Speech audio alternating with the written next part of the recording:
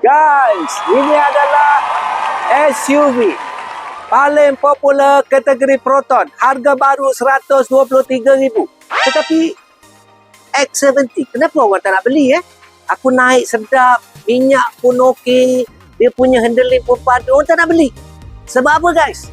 Sebab mungkin receive value ataupun ketahanan yang kau tak nampak.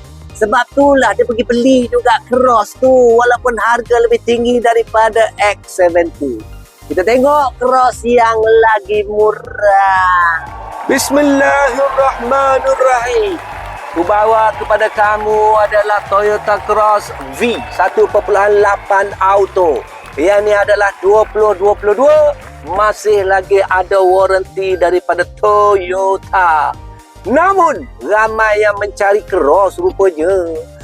Ini adalah 2022. Kita akan cuba bagikan mana bulanan yang kau mampu bayar. Kalau kau beli yang baru, bulanannya adalah RM1,600. Maka, model ni dah cukup bagus. Walaupun kau tengok dalamnya memang dah ada leather. Multi-function steering. Ruangan yang cukup selesa dan lega, geng. Dan pula tu datang dengan color merah. Harga yang saya kata di tempat lain jual dengan harga 98. Di Johor dijual dengan harga 97. Di Ipoh Kedah jual dengan harga 96. Nakkah kau? Ku cuba turunkan harga. Ku genggam parah, ku turun harga. Harga dulu. Ho!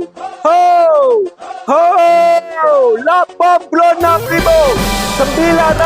Piu! Piu! Geng, 86,900. Macam mana tu? Weh, Kak Liza. Macam mana Kak Liza? Gaji 8,000. Ya, 3,000 je. Kak Liza 3,000 je nak bayar muka. Tak apa. Geng, 3,000. Loan akan menjadi 84, geng. 84,000. Interest 2.8. Seumpama yang baru. Bulanannya Kak Liza mampu 980.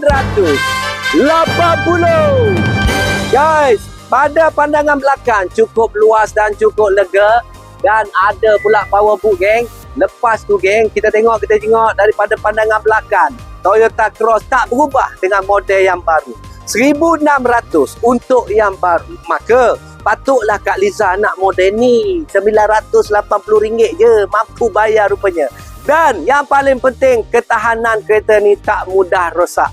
Tak manja, geng. Untuk habiskan waranti lagi 2027. Maka, kau WhatsApp lah kepada saya segera 012 34 000 34.